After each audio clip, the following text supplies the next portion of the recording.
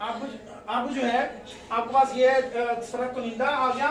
फर्क कुनिंदा के डिस्क्रिमिनेंट के बाद इसके अंदर ना वो कुछ पूछते हैं कि डिस्क्रिमिनेंट की रूट्स कौन से हैं। डिस्क्रिमिनेंट्स की ये मतलब फर्क कुनिंदा आप सवाल पूछता है कि वो कहता है रूट्स की कौन सी इकसाम है। तो इसमें आपकी जो एक्सरसाइज है दूसरे चैप्टर की उसके स्टार्ट पे ये 4 पॉइंट दिए हुए हैं। पेज नंबर इंग्लिश मीडियम में अगर आप देखें तो पेज नंबर 19 है, उसमें रेड मार्क में दिया हुआ है आपके पास यहाँ पर 20 के माइनस 4ac यानी कि ग्रेटर देन 0, इसके बाद 20 के माइनस 4ac लेस देन 0, 20 के minus 4ac is equal to 0 and 20 के माइनस 4ac यहाँ पर फिर ग्रेटर देन ही है, ग्रेटर देन 0। यहाँ पर एक बात में वो कहते हैं कि वो परफेक्ट स्केयर है और यहाँ पर कहता परफेक्ट स्केयर नहीं है, यहाँ इक्वल है। तो इसकी आगे वो सारी डिटेल दी हुई है कि यहाँ पर ये वैल्यू अगर परफेक्ट स्केयर हो तो रूट्स रियल होंगी, इमेजिनरी होंगी। मतलब ये सवाल में फर्क कुनिंदा की 2.1 एक्सरसाइज है। 2.1 में पहले सवाल में तो जस्ट फर्क कुनिंदा फाइंड करना है, लेकिन उसके दूसरे क्वेश्चन में उसने कहा उसकी कौन सी इकसाम है रूट की। तो फिर उसमें आप जब ये फॉर्मूला लगाएंगे तो जो आपका आंसर आएगा उसको आपने देखना होगा कि वो ग्रेटर देन 0 है और कंप्लीट स्केयर बना रहा है, तो उसकी आगे रूट फर्दर आपने बतानी होगी। तो ये आपका शॉर्ट क्वेश्चन एक मिलता है यहाँ से। उसके बाद हम चलते हैं सम और प्रोडक्ट की जानब। अगर हम सम और प्रोडक्ट यानी कि इसको कहते हैं मजमुआ और खास ज़रब। अब मजमुए में का फार्मूला होता है माइनस बी ओवर ए और खास ज़रब का फार्मूला होता है सी ओवर ए। इसको सम से डिनोट करते हैं, इसको प्रोडक्ट से डिनोट करते हैं।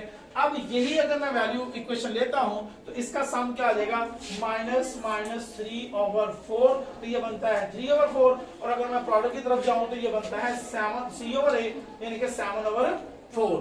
तो ये इसका जस्ट सिंपली सम और प्रोडक्ट निकलता है। आगे मैं बात करता हूं तो आगे हमारे पास निकलता है क्वेश्चन क्वाड्रेटिक इक्वेशन रूट्स वाली दो दर्जी मसावात। ठीक है, रूट्स वाली दो दर्जी मसावात में हमने क्या करना है, कुछ इस तरह से सवाल आता है x square minus S x plus P. तो यहाँ पर जो सम दिया होगा उसमें दोनों वैल्यूज को हमने क्या करना है प्लस करना है। यानी कि अब यहाँ पर वैल्यू क्या दी होगी 6 9, यानी कि फॉर एग्जांपल यहाँ पर इस तरह दो वैल्यूज दी हुई हैं तो फिर इनका आपको सम निकालना पड़ेगा 6 प्लस 9। वहां पर मुझे फॉर्मूला लगाना पड़ा था b ओवर a सम के लिए, वहां b ओवर a, लेकिन यहां पर सम के लिए हमें 6 प्लस 9 करना पड़ा। 6 प्लस 9 15 होता है। इस तरह अगर प्रोडक्ट निकालें तो 6 मल्टीप्लाई बाय 9, 6 9 54। तो फिर आपको इस इक्वेशन के अंदर ये वैल्यू लगानी पड़ेगी x square minus 15x plus 54। तो ये रूट्स वाली दो दर्जे मसावात है। कुछ लड़कियां यहां से मिस्टेक कर देती हैं, वो यहां पर प्लस लिख देती हैं, यहां प्लस नहीं आना, यहां माइनस आना है। तो ये रूट्स वाली दो दर्जे मसावात भी होगी। उसके बाद है जी आपके पास सिंथेटिक डिवीजन। सिंथेटिक डिवीजन कहते हैं जी तरकीबी तकसीम को। ये 2.6 का क्वेश्चन है।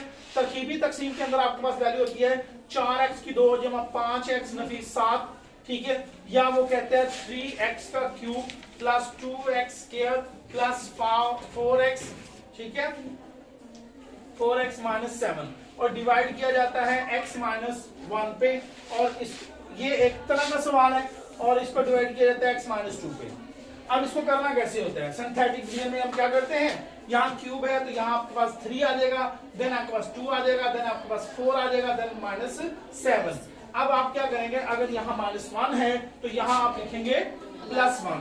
तो यहाँ पहली वैल्यू को आपने एज इट इज लिख देना, फिर इस वैल्यू को इससे मल्टीप्लाई करेंगे तो 3 एकम 3 और 2 आपके पास यहाँ 5 आ जाएगा, तो 5 एकम 5 5 और 4 आपके पास 9 आ जाएगा।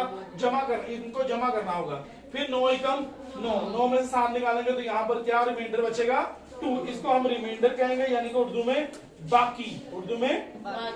और इसकी फिर इक्वेशन बन जाती है, पहली वैल्यू एक्स स्क्वायर को डिनोट करती है, जैसे कि यहाँ पर 3x स्क्वायर आ जाएगा, फिर आपके पास 5x आ जाएगा, फिर आपके पास 9 आएगा। ठीक है, इसे कहते हैं तरकीबी तकसीम।